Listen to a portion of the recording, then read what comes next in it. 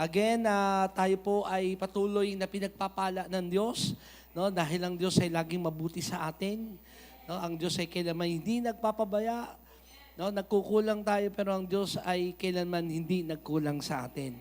Okay, buksan po natin ang ating Bible or let's read it all together sa Colossians chapter 1, verse 18. Sabay-sabay po natin basahin. 1, 2, 3, go. He is the beginning, supreme over all who rise from the dead. So He is first in everything. Sabay-sabay natin basahin ulit yung naka-bold letter na yellow. 1, 2, 3, go. So He is first in everything. Sa ating po papatuloy ng ating series na sinimulan last Sunday, it's all about Jesus. Sabay-sabay natin sabihin ulit, it's all about Jesus. Again, it's all about Jesus. Tayong lahat ay yumuko. Manalangin tayo. Ama namin Diyos, salamat muli sa pagkakataong kami ay makarinig ng iyong salita.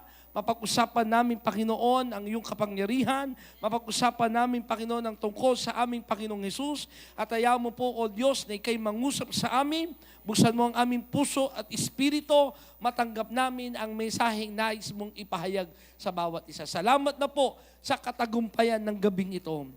At wala pong ibang mapapurihan, walang ibang maitas, kundi ikaw lamang sa pangalan ng Panginoong Jesus. Ang lahat ay magsabi ng Amen and Amen. Sige, malakas ang palakpak kay Lord. Come on, church. Sige po. We are not in the religion, but we are in a relationship with the Lord. Amen. Tayo pong lahat ay makakaupo. Ayan, tulad po ng ating pong bago ang series na ito, ng It's All About Jesus, nagsimula po tayo ng usapin tungkol sa mastering the basic. Tama? At isa po sa naging topic natin, I do believe the most important topic sa mastering the basic is mastering the basic Christian foundation. At sino yung pundasyon na yon? Sino ang pundasyon natin muli? Si Jesus. Kaya tayo naglilingkod, kaya tayo gumagawa, sumasamba o anumang bagay na ating ginagawa ay dahil si Jesus ang dahilan. Na pag nagkamali tayo sa basic na yon, yung napakahalagang pundasyon na yon, papasok ang mga maling kaisipan, pananampalatayang mali, mga bagay ng maling dahilan, doon na magsisimula yung ating pagbagsak sa pagiging Kristiyano. Kaya napakahalaga nitong sinusundan natin series na ito, na it's all about Jesus. Pag-usapan natin, sabi ko nga po nung nakarang linggo, na lahat ng tungkol sa ating Panginoong Jesus. At nawa, tayo mga Kristiyano mananampalataya, lalo mga naglilingkod kay Jesus. Amen. Naglilingkod sa Kanya na maging matatagho tayo pagdating sa ating relasyon at pananampalataya sa ating Panginoong Jesus. Kasi ang ibang reliyon, no, ay iba pagdating po, yung Christianity is ibang-iba pagdating sa ibang reliyon. Sa ibang religion, meron silang tinatawag na central place. Ang Judaism, pakipindot, meron silang tinatawag na Holy Land. Kasama na ng tinatawag din kasing Holy Land ng Muslim ang Israel. Pero pinakasentro nila yung Mecca na nasa Saudi Arabia. Di ba? Meron tinatawag na Holy Temple. O yung iba po, ang kanilang pananampalataya nakasentro doon sa philosophical system teaching ng mga taong mga namatay na tulad ni Buddha. Pero kaibahan po ng Kristyanismo, wala ho tayong central place. Wala tayong tinatawag na holy place na land na para bagang di natin mararamdaman ng Diyos, hindi tayo makapaglilingkod kung wala tayo sa lugar na yon. Nandiyan kayo? Ang pinakasentro ng ating pananampalataya is Jesus is the centrality of our Christianity. Amen. Si Jesus yung sentro ng ating pagiging Kristiyano. Wala yan sa lugar. Kaya nga sabi ni Jesus doon sa babaeng Samaritana, sabi ng babaeng Samaritana, pupunta pa ba kami ng Jerusalem para sumamba? Sabi ng Panginoong Jesus, now is the time. Dumarating ang panahon at ngayon ang panahon na ang mga mananamba sa Kanya hindi na sa Jerusalem, hindi na sa lugar, kundi sasamba sa Kanya sa Espiritu at katotohanan. Amen. Kaya po, napakahalaga, ma-establish po nating lahat. Sabi ko, Lord, kasi pinag-usapan natin mastering the basic. At inano sa akin ni Lord na kailangan ang ma-establish talaga sa ating lahat yung ating pananampalataya, pagkilala, karanasan kay Kristo. Kasi kung yung bagay na yun mismo ay shallow or confused tayo, yung ating pagiging Kristiyan hindi magiging matatag. Sabi ko nga po, at inuulit ko, ang ating paglilingkod, pagsamba, hindi dahil gusto lang natin ito. Sabi mo sa katabi mo, hindi ito trip lang. Hindi ito trip lang. Tama ba ako? Amen? Hindi ito dahil sa nakagisdan lang o napilitan. Kundi may karanasan tayo kay Kristo, kaya natin ito ginagawa. Now, para yung tamang karanasan ay mangyari, kailangan magkaroon tayo ng malalim na pagkakilala. Amen? Biblical foundation sa ating Panginoong Hesus. Ang katotohanan, the most controversial person na nabuhay sa human history ay ang ating Panginoong Hesus. Great painter, tulad po nila Michelangelo, Leonardo, Raphael, no? The Teenage Mutant Ninja Turtles, ay nagpaint ho sila ng lahat tungkol sa ating Panginoong Hesus. Mga great painter ay na-impluensyahan ng ating Panginoong Hesus. Great musician are influenced by our Lord Jesus Christ. Tulad nila Beethoven, nila Bach, nila Mendelssohn. Ito mga great musician na ito, pakipindot po, hindi yan, angat muna. Hindi, angat, paangat pa. Yan. O, huwag ka mauna ha, kapatid. Yan po mga yan ay mga musician na sumulat ng mga awit at kanta na nilalaman ay tungkol sa ating Panginoong Hesus. Yung influence ng ating Panginoong Hesus. No? Itong isang nakakatuwang katotohanan. Yung mga philosophers tulad ni Socrates, nagturo for 40 years, pakipindot na. Si Plato, 50 years. No? Si Confucius, nagturo ng 50 years. 140 years in philosophy. At alam nyo, si Jesus 3 taon lang nagturo. 3 taon lang, pero hanggang ngayon, yung tinuro niya, ang ating pinakikinggan at pinag-aaralan. There is something about Jesus na kung titignan natin, nabuhay siya 2,000 years ago. Yan, pakipindot, yan na po yun. For 2,000 years ago, nabuhay siya at pinanganak sa Bethlehem, nanirahan sa Nazareth. At pag titignan nyo po, I've been to Israel. Ngayon, nandun po ang ating Sister Ronnie. Ang Nazareth ay isa sa bayan ng Israel na nasa sulok. Kaya nga may kasabihan na nasa Bible, is there something good that will come out from Nazareth? Meron bang mabuti na lalabas sa Nazareth? At si Jesus ay taga Nazareth. Doon ho siya tumanda't lumaki. Imagine 2,000 years ago, wala pa pong Facebook, walang radyo, walang telebisyon, walang internet. Pero yung kanyang pagtuturo ay nagkaroon ng matinding impact at pagbabago sa buong mundo na hanggang ngayon, milyong-milyong mga tagasunod meron siya. Anong meron sa Jesus na ito? Tama? Anong meron sa kanya? Bakit kung pagsasama-samahin mga napinta, na isulat, na kanta, mga namuhay na mga tao na naimpluwensyahan nitong Jesus na ito na ating kinikilalang Panginoon at Diyos ay, grabe po, hindi magkakasya. Kaya totoo yung sinabi ng Bible kung isusulat ang lahat ng kanyang ginawa. Prophetic word din po kasi yun eh. Hindi magkakasya. Kahit sa sa isang bansa, ganito karami, yung kanyang nagawa. So there is something about Jesus. Kaya po, sabi ko nga, itong series na to, it's all about Jesus. Kailangang ma-establish sa ating lahat, sino ba itong Jesus na ito? Alam mo yung katabi mo, kilala mo ba kung sino si Jesus? Amen? It's all about Jesus. Balikan natin yung pinakapundasyon ng sino itong Jesus na ito. John chapter 1, verse 1 to 5. Handa ba kayo mag-aral? Amen. Sabi ko nga sa inyo, most influential person, most interesting person na nabuhay sa kasaysayan ng mundo ay ang ating Panginoong Hesus. So there's something about Him. Na bakit grabe yung kanyang impluensya? 3 taon lang naman nagturo. Ang buhay po ni Jesus, kung titingnan nyo sa Bible, mula ng pinanganak, at ang sumunod na kwento nung siya bata, 12 years old. Then naputol niya yung kwento kasi ang sumunod, 30 years old na siya. From 30 to 33 years old, yun lang yung kanyang ministeryo. Nandiyan kayo? Pero grabe yung influence na meron sa Jesus na ito. Bakit po ba? Sino ba siya? John chapter 1, verse 1 to 5. In the beginning was the Word, and the Word was with God. Sabay-sabay nga natin sabihin, the Word was with God. At ang maganda doon, and the Word was God. Alam ko marami sa inyo alam na ito. Pero gusto ko lang pong establish muli sa ating lahat. Hello? Kung sino si Jesus.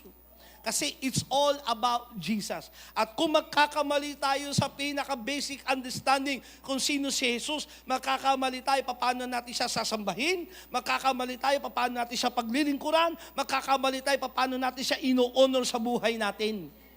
Kaya ma-establish kung sino siya. Sa pasimula pa, naroon na ang salita at kasama ng Diyos ang salita. At ang salita ay Diyos. He was with God in the beginning. Kasama na siya ng Diyos sa pasimula pa. Ibig sabihin po, may Diyos at mayroong salita. Magkasama yon sa simula pa. Wag ko kayo mako-confuse. Iisa ang Diyos. Pero may 3 persona. Okay? Naintindihan niyo yun? Maraming mga Kristiyano hindi kayang maipaliwanag yung Trinity. Nagugulumihanan sila o naguguluhan sila sa katuruan ng Trinidad o yung Holy Trinity. Sabi ng iba, wala naman daw salitang Holy Trinity sa Bible. Bakit kailangan natin siyang paniwalaan? Alam niyo ba, mismong salitang Bible itself ay wala sa Bible? Ba't natin binabasa? So hindi siya, porkit walang salitang Holy Trinity o Trinity sa Bible, ay hindi dapat natin siyang paniwalaan. Kasi po, ang Holy Trinity ay makikita natin mismo yung katuruan na nasa Biblia. Tulad ng sinabi rito ng John chapter 1 verse 1 to 5. Actually, itong buong pag-aaral natin ngayon is all about Jesus, ay sa book of John lang ngayong gabing ito. Wala tayong ibang bubuksan na ibang talata, kundi book of John lang. Kasi si John, by the way, to understand, no? Di ba may 4 gospel ang Bible? Matthew, Mark, Luke, and John. Ang huling-huling na isulat na gospel is John. Si John ang huling-huling sumulat ng gospel. At naisulat niya ito, maraming sasabi, nung panahong nasa island of Patmos siya. Kung saan, may edad na po si John. Actually, hindi naman talaga kamay niya ang sumulat. Meron siyang tagasulat. Siya ang nagdidikta ng mga sinasabi. At nung maisulat na ang Matthew, Mark, Luke, kumakalat na yun sa lahat ng Kristyanismo, maaaring ganito daw ang pagkakapaliwanag ng paano sinimulan ito ni John. Nung tinignan niya ang Matthew, sinimulan ito sa genealogy ng ating Panginoong Hesus. Tama? Kay Mark, sinimulan kung paano siya naipanganak. No? Iba-iba yung synoptic gospel ng pagkakasulat. Nung sinabi na ni John, nasabi yung genealogy, sabi niya, ganito natin simulan. In the beginning. Nang sa pasimula, sabi doon, naroon na ang salita. Kasama ng Diyos ang salita. Sapagkat ang salita ay Diyos. Through Him, all things were made. Without Him, nothing was made that has been made. Kung hindi sa pamamagitan niya, walang anumang bagay na nalalang. Grabe, no? Yung Jesus na ito, walang nalalang. Galaxy, buong universe, tayong tao, ay wala rito kung hindi sa magitan nung salitang iyon. And in Him was life, and that life was the light of all mankind. The light shined in the darkness, and the darkness has not overcome it. So dito, malinaw na sinasabi, mga kapatid, una natin maintindihan at ma-establish sa atin. Jesus the Gospel Church International, mga manggagawa, una, maintindihan natin, it's all about Jesus, that Jesus is God. Sabay-sabay nga natin sabihin, Jesus is God. Kasi kung magkakamali ka ng pagkaunawa, no, na si Jesus ay less than God, may God nga siya pero hindi siya kapantay ng Diyos, magkakamali ka. Kung si Jesus ang tingin mo lamang ay tao at isang propeta, magkakamali ka. Kasi anumang paniniwala mo sa Kanya ay makakaapekto paano mo siya sasambahin, paano mo siya paglilingkuran, paano mo siya i-honor sa buhay mo. So Jesus is God. And Jesus is eternally God. Kailan naging Diyos si Jesus? Tanong ko sa inyo. Si Jesus ay Diyos na mula sa simula pa. The Christ that is in Jesus, si Jesus kasi, yun yung tao. Kaya sabi ng Bible ng Isaiah chapter 9, dumarating na itong mga verses na ito. Isaiah chapter 9 verse 6, unto us a child is born. Unto us a child is born. A son is given. Naalala niyo yung talatang yun? At sapagkat ipapanganak ang isang sanggol na ibibigay ang isang anak. Kasi yung child, ipapanganak, Jesus yun. But the Son is eternally God from the beginning. And that is the Christ. Naintindihan nyo? Gumugulo ba? Naintindihan nyo?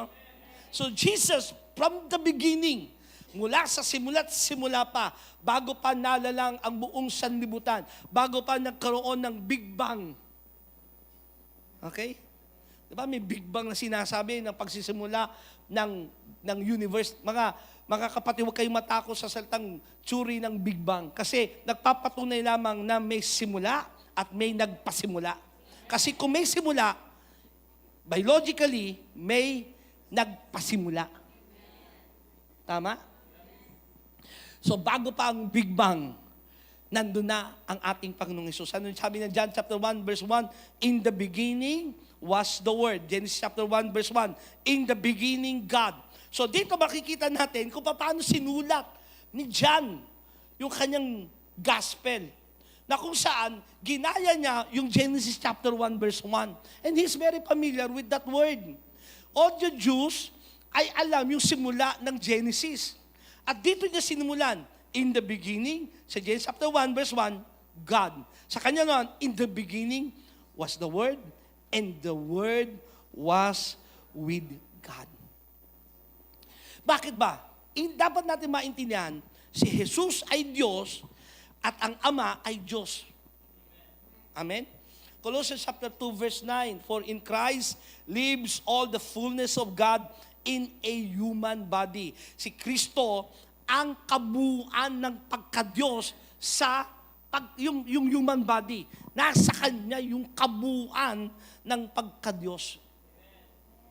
Isaiah chapter 44 verse 6, hindi po ito yung pinaka-main topic natin, ha? Pero ini-establish ko lang sa inyo, mga kapatid, na si Jesus ay Diyos. Sabi sa tayo, huwag kang malilito. Huwag kang maniniwala sa iglesia ni Kristo na siya'y tao lang. Sabi ba, hindi lang siya basta tao sa amin, siya'y Panginoon, siya ang tagapagligtas namin, pero tao siya kasi isa lang ang Diyos. Kasi nalilito sila sa bakit may tatlong persona. Well, wala tayong magagawa. Sinabi ng Bible, in the beginning was the Word, and the Word was with God. Sa pasimula pa, naroon na ang salita, kasama ng Diyos. May kasama ang Diyos sa pasimula. At ang kasama ng Diyos ay ang salita. Kaya pala, titingnan natin at babalikan natin ang Genesis chapter 1, nang nilalang ng Diyos ang buong sanlibutan, sinabi niya, at ngayon, lalangin natin ang tao. Di ba? Genesis chapter 1 verse 26, ang sabi doon, at ngayon, lalangin natin ang tao. May kausap niya. Kausap siya, sabi niya, ngayon lalangin natin. Ang kausap niya ay manlalalang. Sabi ng iba, ang kausap niya dito ay mga anghel. Hindi pwede sapagkat ang anghel ay hindi manlalalang. Hindi nagkikreate ang anghel. Ang kausap niya dito ay creator din. Malino na sinabi ng Genesis chapter 1, ng John chapter 1, verse 3, at walang nalalang ng hindi sa pamamagitan niya. So sa simula pa, naroon na ang Panginoong Hesus. John chapter 44, verse 6, this is what the Lord says, Israel, King and Redeemer. The Lord Almighty, I am the first and I am the last. Apart from me, there is no God. Nang sinulat ito ni Isaiah, ang tinutukoy niya ritong God is Elohim, which is the Heavenly Father. Okay? Pero, yung title ng I am the first and the last ay na kay Jesus din. Revelation chapter 1 verse 17, letter B to verse 18. Don't be afraid. I am the first and the last. I am the living one. I died, but look, I am alive. So may tinutukoy dito sino yung nagsasalita. Ito yung ako ang simula at ang wakas. Ako yung nabuhay noon, namatay minsan, ngunit buhay na magpakailanman. At sino yung nagsasalita rito? Sino ba yung namatay? Ba't hindi nila matanggap na si Jesus ay Diyos sapagkat wala daw na namamatay na Diyos? Pero sinabi rito, ako ang simula at ang wakas. Nabuhay ako noon, minsan namatay, ngunit buhay ako ngayon magpakailanman. Bakit ba kailangan mamatay si Jesus? Kasi kung hindi siya mamamatay, walang magbabayad ng ating mga kasalanan. Kaya kailangan siyang mamatay kasi ang kabayaran ng kasalanan ay kamatayan. Basic yun, di ba? Kailangan may magbayad ng kasalanan natin eh. At ang kabayarang hinihingi sa kasalanan ay kamatayan. Kaya may namatay para sa atin, si Jesus. At bakit ba si Jesus ang kailangang mamatay? Kasi ang kailangang mamatay, walang kasalanan. Kasi kung ang mamamatay, may kasalanan din, walang effect yung kamatayan niya. Hindi niya rin kayang bayaran ng ating mga kasalanan. Walang taong walang kasalanan. Kaya ang Panginoong Diyos ay naging tao sa magitan ng ating Panginoong Jesucristo. Amen ba? Jesus is equally God. Ang ating Panginoong Jesus ay kapantay ng Diyos. Hindi siya mas mababa. May ibang katuruan, ganito. Diyos Ama, ang kasunod ay Diyos Anak. Hindi magkapantay yan. Kaya huwag kayong basta makikinig lang ng mga iba't ibang katuruan. Nagkalat yan sa TV. Babanggitin ko na, tulad ng dating daan. Nagsasabi yan, si Jesus ay hindi kapantay ng Diyos. Ang Diyos Ama ay mas dakila kaysa sa anak. Totoong sinabi kasi nandyan din yon. Pero ang tinutukoy kasi ni Jesus dito, hindi yung kanyang pagka-Diyos, kundi yung siya yung tao. Tandaan nyo, pag nagbabasa kayo ng Bible, dapat nyo maintindihan, si Jesus ba'y nagsasalitang isang Diyos o nagsasalitang isang tao? Sapagkat si Jesus na nabuhay is 100% God and 100% man. Nung sinabi niyang, ako'y nagugutom, sino nagsasalita doon? Tingin niyo. Ako'y nauuhaw. Nung sinabi niya kay Maria, ginang, wag mo kong pangunahan. Bastos naman nito. Anak siya, bakit ginang ang sasabihin niya? Kasi ang nagsasalita doon ay hindi yung Jesus na tao. Tama? Naintindihan niyo ba? So sa pag nagbabasa kayo, madistinguish nyo si Jesus ba'y nagsasalitang tao o nagsasalitang Diyos? Kaya nung sinabi niyang, ang amay masigit kaysa sa akin, walang hihigit doon sa nagsugo sa isinugo. Kasi ang tinutukoy niya doon, yung kanyang pagkatao. Pero pasimula pa, alam na ng Bible, sinasabi mismo ng ating Panginoong Hesus, ang Ama at ako ay iisa. Sapagkat ang sabi rin ng John chapter 1 verse 2, He was with God in the beginning. Pilipos 2:6, kahit siya'y likas at tunay na Diyos, hindi niya ipinagpilitang manatiling kapantay ng Diyos. Sabi-sabi nga natin sabihin, si Jesus ay kapantay ng Diyos. O establish natin yan, mga kapatid, ha? Sa ating pananampalataya, si Jesus ay Diyos at kapantay siya ng Diyos. Sa Trinity, ganito, ang Ama ay hindi ang Anak. Ang Anak ay hindi Banal Espiritu. Ang Banal Espiritu ay hindi ang Ama. Pero ang Ama ay Diyos, ang Anak ay Diyos, ang Banal Espiritu ay Diyos. Pero iba sila. Okay? Hindi mali yung ganitong example na ginagamit ng iba. Ako ay si Blen, ako ay pastor. Isang karakter daw. Pagdating sa bahay, ako si Blen, pero ako ay tatay. Ako naman ay asawa ni Manel. 3 karakter. Pero ako lang si Blen. Oneness ho yun. Okay? Naintindihan nyo? Oneness yun. Ang ating pinaniniwalaan, iba ang Ama, iba ang Anak, iba ang Banal Espiritu, pero lahat sila ay Diyos. So, ano pagka-Diyos ni Jesus? Kapantay siya ng Diyos. Okay? Kasi kung hindi siya kapantay ng Diyos, magiging dalawa ang Diyos. Isa ang Diyos eh. Tama? John chapter 1 verse 2, letter B, and the Word was God. Malinaw na sinabi, at ang salita ay Diyos. Sino ba yung salitang naging na Diyos na yan? John chapter 1 verse 14, sabay-sabay basahin. 1, 2, 3, go. Ang salita ay naging tao at nanirahan sa piling namin. Nakita namin ang kaluwalhatiang tunay na Kanya bilang kaisa-isang anak ng Ama. Siya ay puspos na kagandahang loob at ng katotohanan. Sino yung salita? Yung naging tao. Sabi ni John, pinapatotohanan namin kasi nahawakan namin siya eh. Nakasama namin siya. Nakasama namin siyang matulog. Nakasama namin siyang kumain. Siya'y puspos na kaluwalhatian ng Diyos. Sa simula pa'y Diyos itong kasama namin. Naintindihan niyo? Amen. So, ulitin natin. Si Jesus ay Diyos. Sabay-sabay nga natin uling sabihin, si Jesus ay Diyos. Okay, bakit ko sinasabi uli yan? JTG, kung di natin ma-establish itong basic understanding na ito about Jesus, magkakamali tayo. So, establish mo sa puso mo yan. Kasi bakit? Kung anong paniniwala mo kay Jesus, ganun mo siya sasambahin at paglilingkuran. Kung tingin mo lang siya'y tao, pagsamba mo sa kanya, pang tao. Kung siya'y mababa sa tunay na Diyos, edi mas mataas yung pagsamba mo sa tunay na Diyos kaysa kay Jesus. Amen. Sa Bible, kung titignan niyo po, kung si Jesus ay totoong mabait na tao lang, mabait lang ha, titignan natin, mabait na tao si Jesus, isang mabuting guro na sinugo ng Diyos pero tao lang siya. Dapat hindi siya tumanggap ng pagsamba ng tao. Di ba, niluhuran siya ng mga tao? Tinanggap niya yung papurit pagsamba ng mga tao.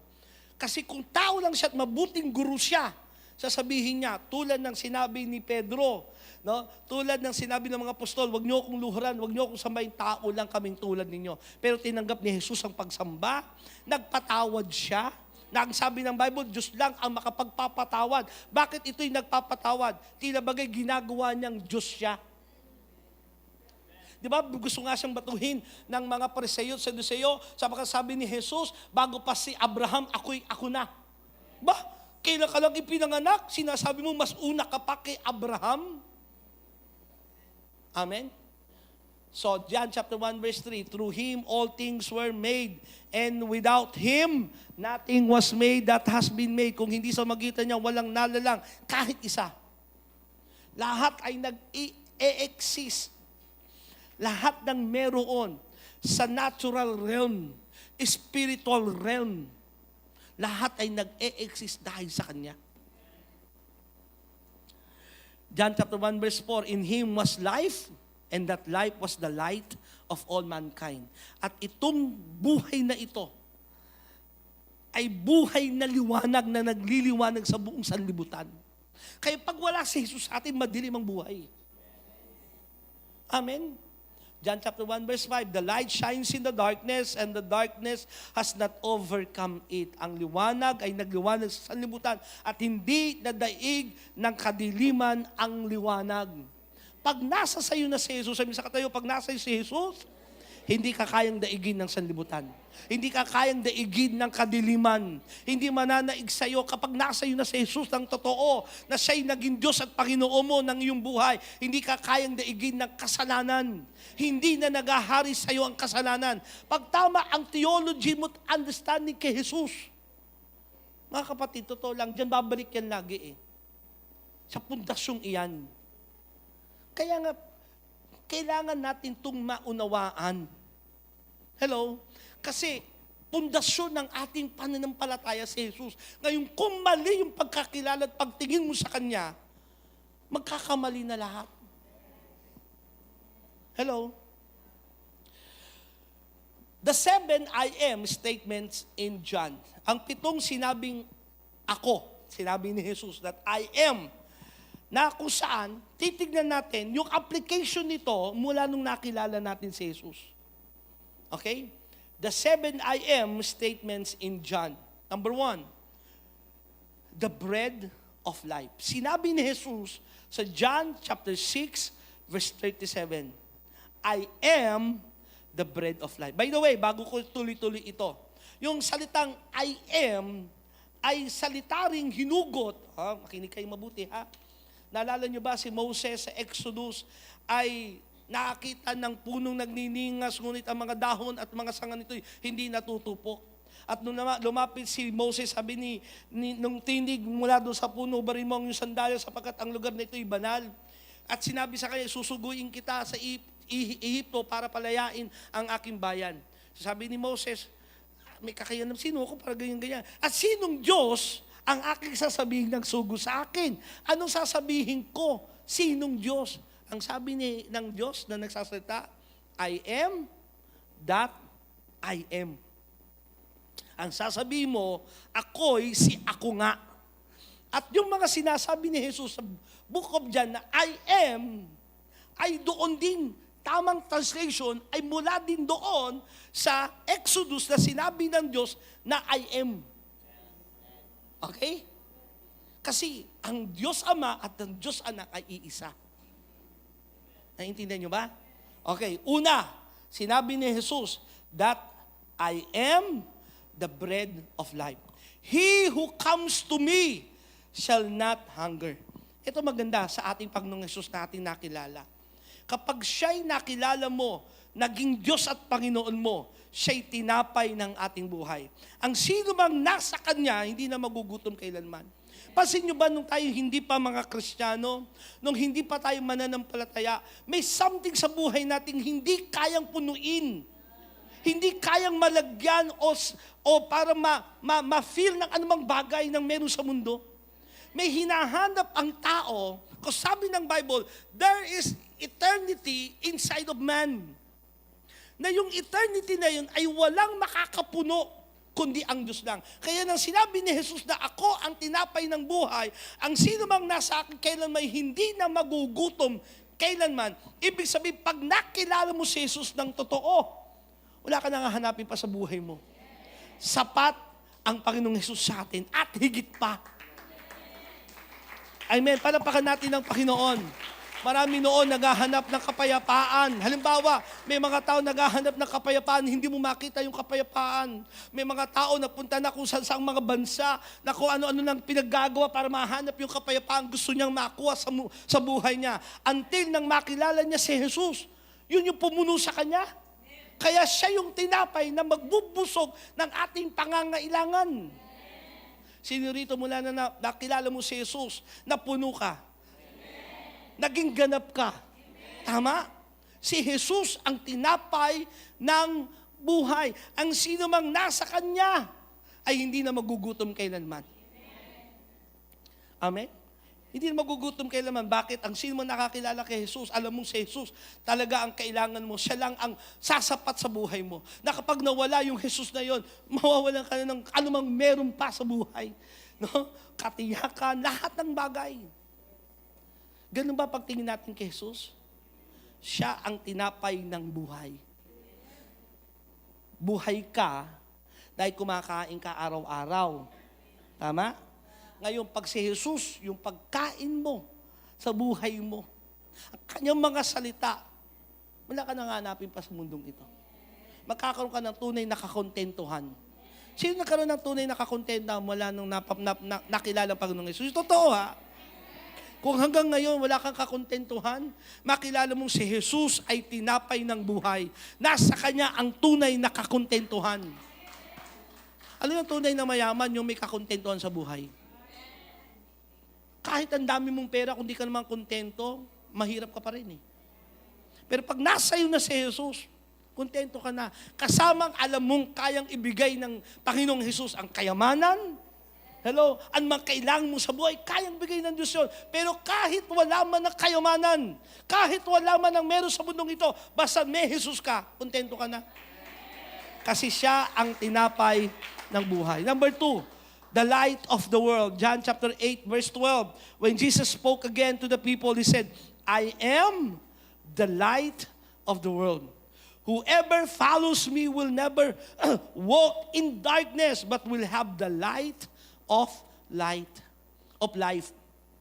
Tingnan nyo to ha. Sabi ni Jesus, nagsalita siya sa mga tao, ako ang liwanag ng sanlibutan. Ang sino mang susunod sa akin, kailanman hindi nalalakad, never. Lalakad pa sa kadiliman. Yun ang buhay nating lahat.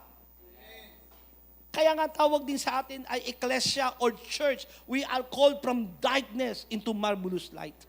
Kasi yan ang buhay natin. Nasa kadiliman tayo. Hindi natin alam mali ang ating ginagawa. Wala tayong conviction sa mga maling nagagawa natin. Wala tayong takot sa mga maling iyon. Tanikala tayo ng kasalanan. Tanikala tayo ng ating dating buhay. Pero nung dumating si Jesus, siya ang naging liwanag ng ating buhay. Kasi siya ang liwanag ng sanlibutan. O, bibigyan ko lang kayo ng isang turing magandang makita ninyo. Ano ba si Jesus ay bababa muli sa kanyang muling pagbabalik sa Jerusalem? Sa eksaktong lugar na alam niyo kung saan, sa Mount Olive. Which is na noon kami mismo sa Mount Olive, kung saan si Jesus ay bababa sa Mount Olive at papasok doon sa East Gate. I believe East Gate. Nakalimutan ko yung eksaktong kung saan East o West Gate ng Temple of Jerusalem. Okay? Bakit ko sinasabi ito? Imagine, bababa sa saan? Jerusalem. Saan eksaktong lugar? Mount Olive. Pero sabi ng Bible, lahat ng mata, sa muling pagbabalik ni Jesus, lahat ng mata makikita ang kanyang pagbabalik. Paano makikita Israel nang nasa Canada yung Jesus na darating? Iniisip niyo yun? Kasi siya ang liwanag ng sanlibutan. Pagbaba niya, matatakpan maging ang araw ng kanyang liwanag. Ay, grabe. Pati ang liwanag ng araw ay matatakpan ng kaluwalhatiang meron kay Jesus. Kaya nung sinabi niya, I am the light of the world. Totoo yun. Literally, siya ang liwanag na mas liwanag pa sa anumang araw. Nang sinabi ng Diyos, magkaroon ng liwanag ng unang araw sa Genesis chapter 1, nang nilikha ng Diyos ang buong sanlibutan, ang sabi niya, magkaroon ng liwanag. Now, yung liwanag na yon ay hindi po literal na araw kasi nung ikatlong araw pa lang nilikha niya ang magliliwanag na araw at buwan. So, yung sinabing let there be light ay hindi literal na araw. Yung let there be light, siya yung dumating na liwanag. Kaya yung sinabi niyang, I am the light of the world.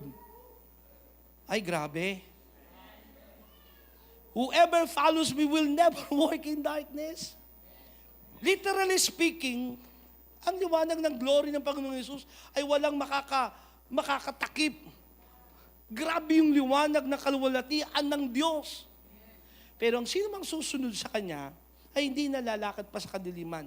But will have, eto maganda, light, hindi na ng world, of life. Yung liwanag ng sanlibutan, na hindi kayang daigin ng kadiliman yung liwanag na yon, nasa sayo ngayon. Kaya siya ngayon, ang liwanag ng buhay mo. Ay, grabe. Amen. Siya ngayon ang liwanag ng ating buhay. Mga kapatid, maraming bagay tayong nagugulumihanan, nadidilimanan sa buhay natin. Nako-confuse tayo sa mga bagay-bagay. Lapit lagi tayo sa tunay na liwanag, ang ating Panginoong Hesus. Makikita mo yung landas na dapat mong tahakin. Makikita mo, bibigyan ka ng karunungan ng Diyos, ng discernment kung anong dapat mong gawin, sapagkat siya ang liwanag ng buhay. Pag nagliwanag ang Diyos sa buhay mo, sa pamagitan ng Panginoong Hesus, magiging maliwanag ang buhay mo. Alam niyo ba, nung tayo naging Kristiyan, tingin kayo sa akin, hindi naman nabago ang ilong mo. Sige mo sa katabi mo, hindi, ganyan pa rin yung ilong mo eh. Tama? Hindi naman nabago ang buhok mo. Yan din naman yun. Baka paikli lang, pero ganyan din yung dating yan. Height mo, ganyan din nung naging Kristiyano ka, tama? Pero, tingin kayo lang sa akin, magpapatotoo ba kayo nung naging Kristiyano tayo, there's something na nakita ng iba, may kakaibang nangyari sa'yo. Hindi sa itsure. Tama? Hindi sa panlabas. Kundi may nakita silang kakaibang nangyari sa'yo. Merong bagong liwanag. Ngiti mo iba. Tama ba? Iba na yung pananaw mo sa buhay. Dumating yung liwanag sa ating buhay. At sino yon? Si Jesus. Hindi yan yung narinig mong katuruan. Hindi yan enlightenment na tinuturo ng ibang relihiyon. Amen? si Jesus sa atin, yung dumating na liwanag. Kaya ngayon may bago tayong pananaw sa buhay. Pananaw na hindi makasalibutan, kundi ayon sa kanyang mga salita. Sapagkat dumating yung liwanag sa atin. Number 3, sabi niya, John 10 verse 9, I am the gate. Whoever enters through me will be saved. He will come in and go out and find pasture. Sinabi rin ni Jesus sa John 10 verse 9, ako ang pintuan. Siya ang gate. Whoever enters through me, kung sino mapapasok sa pamamagitan niya, siya mismo yung pintuan. Nandiyan kayo? Siya mismo yung daan na papasukan doon sa kaligtasan. Nandiyan kayo? Walang ibang pintuan papunta sa kaligtasan kundi si Jesus. Listen to me, isang malinaw na dapat natin matanggap na katuruan tungkol sa ating Panginoong Hesus at pananampalataya. Ang kaligtasan is exclusive only through Jesus Christ. Sabi sa kata mo, exclusive ang kaligtasan. Hindi totoong marami ang daan.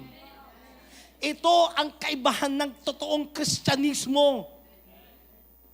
Exclusive ang daan sa kaligtasan. Sinabi ni Jesus, walang makaparoroon sa Ama kung hindi sa pamamagitan ko.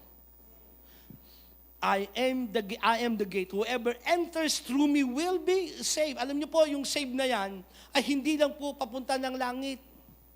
Sapagkat nang makilala natin si Jesus at siya yung naging daan sa ating buhay, naligtas na tayo sa maraming mga bagay, hindi lang papunta ng langit. Naligtas tayo sa kaguluhan ng buhay, naligtas tayo sa kawalan, ang daming bagay na naligtas tayo. Totoo ba?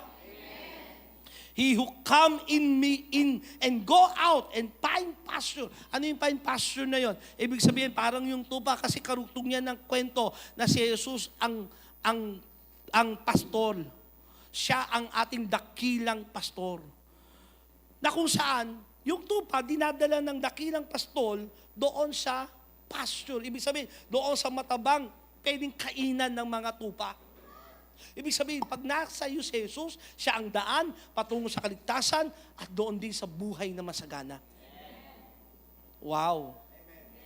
Gusto mo ng tunay na kasaganaan? Na kay Jesus. Magkaiba po, tingay na sa akin, ang mayaman sa masagana. Tayo ang gusto natin, hindi kayamanan. Gusto nating masagana. Kasama ng kasaganaan, ang kayamanan meron sa mundo. Pero may mga tao mayaman lang pero hindi masagana. Nandiyan kayo? Sabi sa katabi mo, mula nang na kay Jesus ka na, masagana ka na. Paano? Pag kailangan mo ng panahon na may babayaran ka, kailangan mo, dumarating naman eh. Kailangan mo ng pagkain, di ka naman nagginutom eh. Tingnan mo katabi mo, tumataba ka pa nga, di ba? Wala ka naman trabaho, pero lumulusog ka. Masagana ka, kapatid. Kung magbihis ka sa araw ng linggo at Miyerkules, para kang senador. Kita mo si Brother Bobet, Ruel. Parang senador. Grabe, di ba? Masagana. Hello? Sapagat ang sino mang nakay Kristo, you find pasture. Doon may kapayapaan, katiwasayan ng buhay. May tagapagtanggol ka, ang dakirang pastol natin. Siya ang pintuan. Siya rin yung nagbubukas at nagsasara. Nasa kanya ang susi ng pintuan. Hello? Ng lahat ng kailangan mo. Opportunity, na kay Jesus yun. Okay, magkakamali. Ang opportunity po wala sa mundo. Na kay Jesus. Kung totoong Kristiyano ka, hindi mo hinahanap ang opportunity na meron sa mundo. Hinahanap mo yung binubuksang opportunity mula sa Kanya. I-discern nyo po. Isang discernment na malalaman nyo kung kanino yung opportunity na binibigay, kung sa Diyos ba o sa mundo lang. Anumang bagay na bumubukas na opportunity pero palayo ka sa pananampalataya mo at magko-compromise ka ng yung pananampalataya hindi galing sa Diyos. Amen? Naintindihan niyo yun? May bumukas na opportunity. Trabaho, negosyo, pagyaman, pero mapapalayo ka sa Diyos. Mako-compromise ka, hindi galing sa Diyos. Sapagkat kaya ng Diyos magbigay at magbukas ng oportunidad sa ating hindi ka makokompromise. Bakos kaya ka ng Diyos na pasaganain na hindi, walang kasamang kapighatian. Hello? Sabi sa katabi mo, kaya ka pasaganain ni Lord. Na kasama nun, masaya ka pa. Wala kang natapakang ibang tao. Amen? Number 4, yung binabanggit natin kanina, and He is the good shepherd. John chapter 10, verse 11, I am the good shepherd. The good shepherd, gano'n siya kabuti, lays down His life for the sheep. Ito kakaiba. Siya lang ang pastol na ibinigay ang buhay para sa kanyang tupa. Kadalasan ng pastor, pag nagugutom sa gitna ng disyerto, wala nang makain, o sino ba pwedeng kainin ko rito? Pero iba ang mabuting pastol natin. Siya ang nagbigay ng buhay para sa atin. Amen? Kaya tayo mga tupang itinawag ng Bible, sapagkat tayo ay walang magagawa kung walang pastol. Para lang tayong tupang kayang kainin ng sinuman. Kailangan may nangangalaga sa atin. Kailangan may nagpoproteksyon sa atin. Kailangan may naggagabay sa atin. At sino yon? Walang iba kundi ang ating mabuting pastol. Walang iba ang ating Panginoong Hesus. Minsan, hindi nyo makita ang pastor nyo. Pastor Glenn, Pastor Ramela, Pastor Ronnie, o sino may mga pastor na tinitingnan natin. Alam nyo po, kami man po, may pastor kami, pero may dakilang pastor tayong lahat. We are just under shepherd of the great shepherd. Walang iba ang ating Panginoong Hesus. Lahat tayo ay may dakilang pastor. Sabi sa katay mo, kilala mo kasi nung pastor mo? Kasi yung pastor, pastol, shepherd, iisa yun sa translation. At sino yun? Ang ating Panginoong Hesukristo. Siya ay naggagabay sa atin, nag-iingat sa atin. At ibinigay nga niya ang buhay niya sa atin. Imagine that. Yung mabuting pastol na yun ay nag-alay ng buhay sa'yo. Ganun kanya kamahal. Ganun kakahalaga sa kanya. Number 5, the resurrection and the life. John 11, verse 25 to 26, Jesus said to her, I am the resurrection and the life. He who believes in me will live, even though he dies. And whoever lives and believes in me will never die. Gabi, ang ganda ng sinabi ng Panginoong Hesus dito. Sapagkat ito yung senaryo na namatay si Lazaro. Lumapit si Maria at si Marta sa ating Panginoong Hesus. Kung nandito lang po kayo, hindi mamamatay ang aming kapatid. Sabi ni Hesus, ako ang muling pagkabuhay at ang buhay. Ang sino man nananampalataya sa akin, bagamat mamatay. Yes, sabi sa katay mo, mamamatay ka rin. Una-unahan lang yan Pero mamatay man tayo, may pangako ang Panginoong Hesus, siya ang ating muling pagkabuhay. At hindi lang tayo basta mabubuhay. Muli. Kasi may dalawang muling pagkabuhay. Tandaan nyo ito. Mayroong muling pagkabuhay papunta ng impyerno. May muling pagkabuhay papunta ng langit. May dalawang eternal life. Eternal life doon sa impyerno na walang hanggang kaparusahan. Pero may eternal life. Ang sino mang nananampalataya sa ating Panginoong Hesus, bagamat mamatay, ay muling magkakamit ng buhay. At yung buhay na yung buhay na kasama ng ating Panginoong Diyos doon sa kanyang piling sa langit. Kaya hindi po dapat matakot tayo sa kamatayan. Madaling sabihin, lahat tayo mayroong kapangamba sa kamatayan. Nararanasan niyo ba minsan yun, yung nakakaramdam ka ng something sa puso mo na parang bilang magigising baka mamatay ako di ba? No? Yung alerto ng ating katawan pag dumarating yung takot ng kamatayan. Pero meron na nag-overcome sa kamatayan. Meron na gumapi sa kamatayan. Walang iba kundi ang ating Panginoong Hesus. Ang kailangan mong gawin manampalataya ng lubusan sa Kanya. Sapagkat ang sabi, pangako niya, bagamat pumatay ka, magkakamit ka ng buhay na walang hanggan.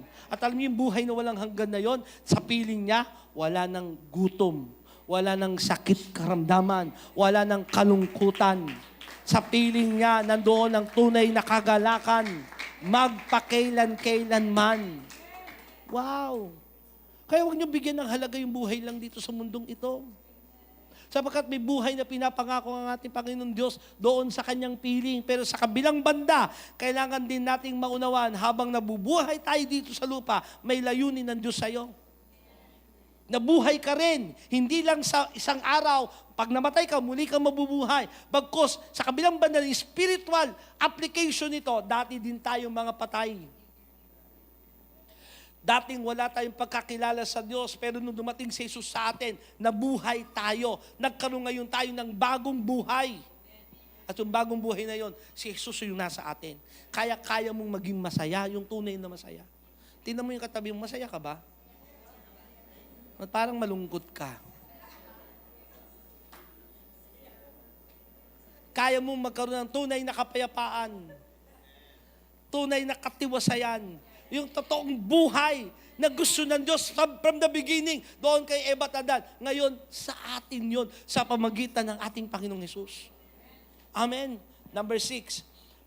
John 14 verse 6, Jesus answered, I am the way and the truth and the life. No one comes to the Father except through me. He is the way, the truth, and the life. Si Jesus ang daan, ang katotohanan, at ang buhay. Now listen, ang ganda gusto kong, yung daan na kasi na pag-usapan natin kanina, pero yung the truth. Listen, labas kay Jesus, mga kapatid, walang katotohanan. Kasi siya yung the truth. Yung lubusan, ganap, at saktong katotohanan, si Jesus yun. Gusto mo magmalito sa katotohanan, lagi kang babalik kay Jesus. Kaya kung meron man tayong establish sa buhay, mga kabataan, nanay, tatay na rito, mga naglilingkod sa Diyos, lagi mo establish si Jesus sa buhay mo. Amen. Para minsan nakakasawa, Jesus lagi. Ang dami ng Jesus ngayon, may magtataho. Merong Jesus na titinda ng buko. Kaya minsan nawawala tayo sa vision ng totoong Jesus eh. Pero yung Jesus na Kristo, na namatay sa krus ng Kalbaryo, na sinugo ng Ama para sa atin, siya yung katotohanan. Upang hindi ka maligaw, lagi kang babalik kay Jesus. Dami pa naman nanliligaw sa mundong ito. Di ba minsan nako-confuse din tayo? Minsan, di ba, sarili yun, katuruan. Minsan nako-confuse minsan sa ganun, di ba? Minsan, di ba, nako-confuse tayo, ano bang dapat kong gawin? Ano ba ang magiging trabaho ko? Ang daming bagay na maraming tanong ang buhay ng tao eh. Gusto mo ng katotohanan, ng sagot na magpapalaya sa'yo, mag-establish sa buhay mo, lagi kang babalik kay Jesus. Yun ang lagi mong establish. Hello? Hindi po relihiyon si Jesus. Tingnan lahat sa akin, lagi binuulit-ulit yan. Hindi relihiyon si Jesus. Huwag niyo siyang gawing relihiyon. Siya'y persona, isa siyang Diyos na naging tao. Ang gusto niya sa atin, pakikipagrelasyon. Hello? Sabi mo sa katabi mo, ang gusto niya sa'yo, at gusto niya sa akin, relasyon. From the beginning, yun ang simula. Bakit niya nilikha si Eva at Adan? Gusto niya ng relasyon. Gusto niya yung Diyos ng pag-ibig ay merong maipadama niyang pag-ibig. Naintindihan niyo yun? Bakit kailangan nilalangin ang tao? Sapagkat hindi sapat ang mga anghel na kanyang ibigin. Kailangan niyang may likhaing kawangis niya. At itong Diyos ng pag-ibig, kailangan magpakita ng pag-ibig. At yun ay ibinigay niya, hindi sa anghel, hindi sa kalikasan, hindi sa mga bituin. Ginawa niya yung sa kawangis niya sa tao. Yung pag-ibig na yun. At nung magkasala tayo, napahiwalay tayo sa Kanya. Kaya sabi niya, John 3, verse 16, For God so loved the world. For God so loved us, He gave His only begotten Son, that whosoever believes in Him shall not perish, but have everlasting life. He is the truth. He is the way. Hello? Siya ang daan, ang katotohanan, at ang buhay.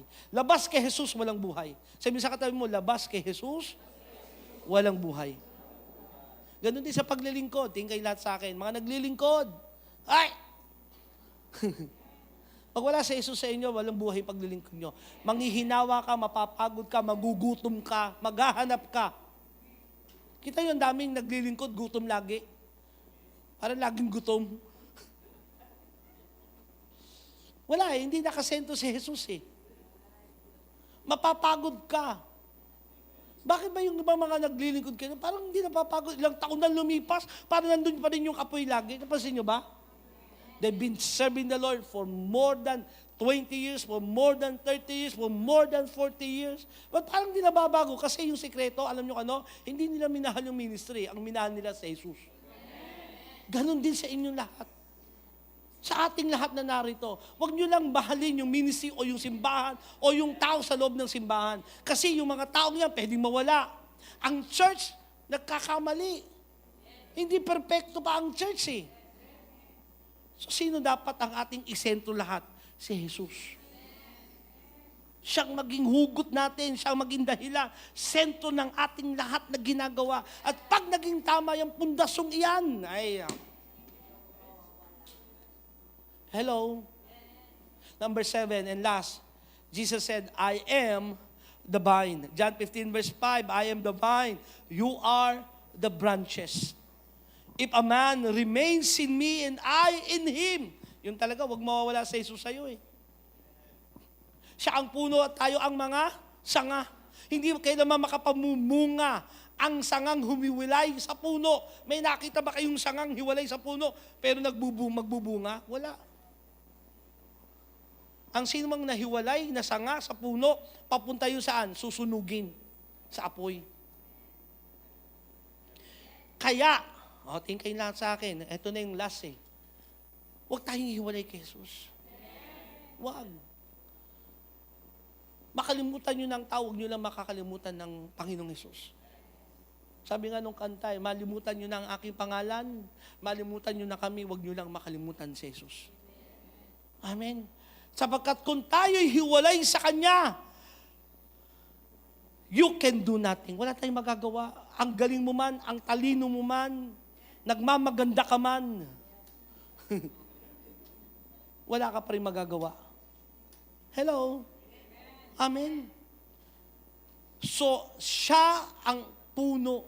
Magbubunga lang tayo, magkakaroon lang tayo ng masaganang pamumuhay, bunga. Ano man yung banal na espiritu, bunga ng pagpapala ng Diyos.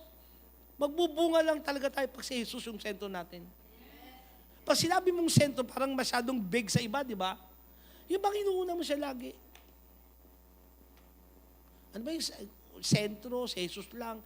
Ano ba yun? Ganito, pero simple lang. Pag gising mo ng umaga, si Jesus agad ang kausapin mo.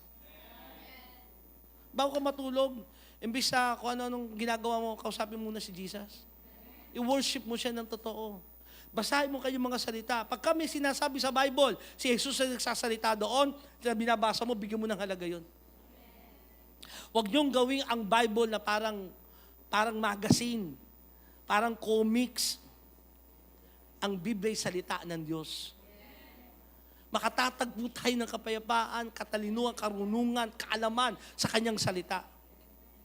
Amen? So ano kailangan gawin natin mga kapatid? Lagi tayong nakaugpong sa Kanya. Yung espiritu mo, yung pananampalataya mo, laging nakaugpong sa Kanya. Ano yung nakaugpong? Laging nakadikit sa Kanya. Naalala niyo si Martha at si Mary? Si Martha, gumawa ng paglilingkod kay Jesus, nagluto, naglinis, naghahanda ng pagkainan para sa Panginoong Jesus. Pero si Maria, nakaupo sa panan ni Jesus. Sinita ni Martha, Panginoong Jesus, yung kapatid ko, hindi man lang tumutulong sa akin. Sabi ni Jesus, pinili ni Maria ang higit na mas mahalaga. So ano mas mahalaga? Hindi ministry. Hello? Kasi pag ministry, inuulit-ulit ko ito mga kapatid ha. Pag ministry ka lang nakapokus, pag nawala yung ministry, mawawala ka na. Hello? Ugpong tayo lagi tayong nakadikit. Hello? Mararamdaman mo naman kung malayo ka na kay Jesus eh. Huwag mo nang i-deny. Kasi marami mga tao nagpapanggap na buhay pa. Sabi ng Revelation, ngunit ang totoo sila'y mga patay na. Patay na sa relasyon kay Kristo. Nanaig na lang sa kanila, reliyon. Batas ng tao. Ay, hindi na nyo ba? At hindi yun ang ating pinapanampalatayanan. Hindi yun ang ating kultura. Hindi tayo yun. Tayo yung mga taong pinili ng Diyos upang makipagrelasyon sa Kanya, lumalim sa pag-ibig kay Kristo at maranasan siya araw-araw ng ating buhay. Amen. Now, isinulat ang lahat ng yan, sabi ni John, binanggit yung kung sino siya. Kasi naalala ni John yun, sinusulat niya yan eh. Sabi nga pala ni Jesus, siya ang pintuan, siya ang daan, siya ang katotohanan, siya ang buhay, siya ang, lahat ng sinabi, siya ang pastol. Sinulat ni John yun. At ang sabi niya sa John 20, verse 21, sabay-sabay basahin. 1, 2, 3, go. But these are written so that you may believe that Jesus is the Christ, the Son of God, and that by believing, so right believing, yung tamang pagkilala, tamang pagtanggap kung sino si Jesus, tamang katuruan kung sino si Jesus, and that by believing, you may have life in His name. Kaya naisulat kung sino siya, naisulat ang kanyang kwento, naibahagi ngayon sa ating panahon, ang kasaysayan ni Jesus. Hello? Upang sa pamamagitan niya, ng ating pananampalataya sa Kanya, magkakamit tayo ng buhay sa Kanyang pangalan. Hello? So, nakanino ang buhay? Kay Jesus. Labas kay Jesus, wala kang buhay. Humihinga ka, nagbibihis ka, nagtatabaho ka, pero wala kang buhay. At yan ang buhay natin noon. Amen? Isinulat ang mga bagay na yan kasi para manampalataya ka sa Kanya. Alam niyo po ba, o tingin kayo na sa akin, magtatapos na ako. 3 pagtatapos ito. Unang pagtatapos. Pwede kang nakaupo sa simbahan for many, many years, pero wala kang karanasan kay Kristo. Isang araw, mamamatay ka o dumating ang Panginoong Hesus, hindi ka pala makakasama doon sa buhay na walang hanggan, sa piling niya. Meron daw 3 nakakashock na mangyayari sa langit. Alam niyo ba yon? 3 shocking moment in heaven. First, yung mga inaakala mong hindi dapat sa langit, nandun. Nandiyan kayo? Pangalawang shocking moment, yung mga akala mong nandoon, wala doon. Pangatlong shocking moment, ito yon. Yung akala mong doon ka, hindi ka pala doon.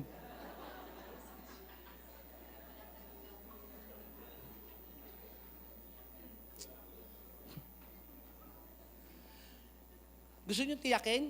Sino gusto tiyakin? Hindi lang langit, dito man sa lupa, magkaroon kayong katiyakan ng buhay na mapayapa, maayos, pinagpala, lahat ng pangako ng Diyos, walang sikreto niyan. Sabi ko sa inyo, hindi yan 1 to 10 steps of Christianity to get prosperity. Isa lang yan. Si Jesus lahat yan. Ginugulo lang ng iba, inaano-ano lang, pero isa lang ang sagot ng lahat ng yan. Siya ang sentro, dahilan, purpose, umiikot, umiinog ang buhay natin, iisa lang, si Jesus. At kung yun ang mawawala, at yun ang hindi magiging matatag sa atin, naiintindihan nyo ba? Kung hindi yun ang magiging matatag sa atin, at magiging kalaban pa tayo, minsan alam nyo po, may mga mananampalataya, kalaban pa ni Jesus. Hello? Kaya totoo yung sinabi ni John the Beloved, na sinulat din ni John sa John chapter 3 verse 30. Sabi niya, He must increase, but I must decrease. That time, maraming tagasunod ni John the Beloved. Nagbabautismo siya sa ilang. Ang daming sumusunod, nababagong buhay. Pero alam niya ang kanyang pinaka-purpose, to prepare the way of the Messiah. At nung na-expose na si Jesus, ang dami ng mga lumipat na apostol, tagasunod ni John sa ating Panginoong Hesus. Ito ang binanggit ni John. Sinabi niya, ako'y kailangang bumaba upang siya ang maitaas. Yun ang kailangan din natin gawin sa buhay natin. Itaas lagi natin si Jesus. Paglilingkod, si Jesus ang itaas. Amen. tayo, may mga nagpipreach sa atin dito. Wag kayo magpipreach na hindi nyo nabanggit si Jesus. Ang dami ngayong preacher. Manood kayo, makinig sa YouTube. Isang beses o 2 beses lang babanggit yung pangalan ni Jesus. So minsan pa nga, yung walang pagbabanggit. Umiikot na lang ang sermon at pagtuturo to motivate them. Totoo ba? Totoo. Tinuturuan na lang ang tao para mapasipay yung kanyang gusto, desire. Hello? Nilalabas na si Jesus na para baga ang katotohanan, sinabi rin ng Biblia, si Jesus ay naging batong na madarapa sila, na nakatitisod sa kanila. Yan ang katotohanan ngayon. Pag sinabi mong may Jesus, nakakatisod. Kaya nga Christmas, pinalitan na holiday or Xmas. Pansin nyo ba, kahit mag-search kayo, maglagay kayo ng automatic sa Apple, sa cellphone, JESU, walang lalabas na Jesus agad o Christ. Di ba may automatic feeling ng mga wordings? Inaalis ngayon sa gobyerno, sa eskwelahan, at ang nakakalungkot, pati sa simbahan, ang kahalagan ni Jesus. Pag inalis mo si Jesus, hindi to Kristyanismo. Hello? So JTG, Jesus the Gospel. Hindi pwede mawala ito sa atin. Ito tayo. Si Jesus ang dahilan, siya ang purpose. Siya lahat umiikot, umiinog, dahilan. Isa lang, si Jesus. Ano kailangan natin gawin lahat? We must decrease. So He must increase. It's all about Jesus. Tayong lahat ay tumayo. Amen? Alam niyo, pag